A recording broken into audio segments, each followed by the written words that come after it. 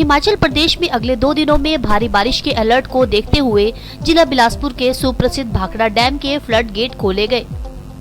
Bhakra Beas management board की तरफ से भाखड़ा डैम के फ्लड गेट खोलकर आज तकरीबन 19,000 क्यूसिक पानी फ्लड गेट के जरिए छोड़ा जा रहा है। बीबीएमबी ने यह फैसला इसलिए लिया क्योंकि भाखड़ा डैम का 16 अगस्त का जलस्तर लगभग 1,674 फुट है। भाखड़ा डैम में अधिक से अधिक 1,680 फुट तक पानी आ सकता है। दूसरी ओर हर रोज टरबाइन के रास्ते 36,000 क्यूसिक पानी छोड़ा जाता है, तो कुल मिलाकर 36,000 प्लस 19,000 जो कि 55,000 क्यूसिक पानी बनता है। यह पानी भाखड़ा से निकलकर नंगल डैम पहुंचेगा। इस समय भाखड़ा जलाशय में 1674 फीट का लेवल है और आईएमडी की तरफ से आने वाले 2-3 दिनों में भारी बारिश का अनुमान है।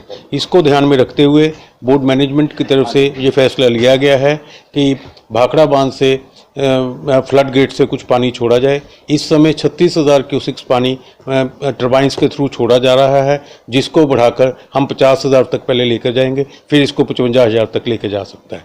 भाखड़ा डैम से जो नीचे से 50 और 55 के बीच में पानी जाएगा, उसमें से 23,000 क्यूसिक्स पानी हमारे नंगल हाइडल चैनल और अनंतपुर हाइडल चैनल से पहले ही जा रहा है और बाकी बचा हुआ 27,000 से 30,000 क्यूसिक्स पानी नंगल डैम स्ट्रीम के नीचे छोड़ा जाएगा।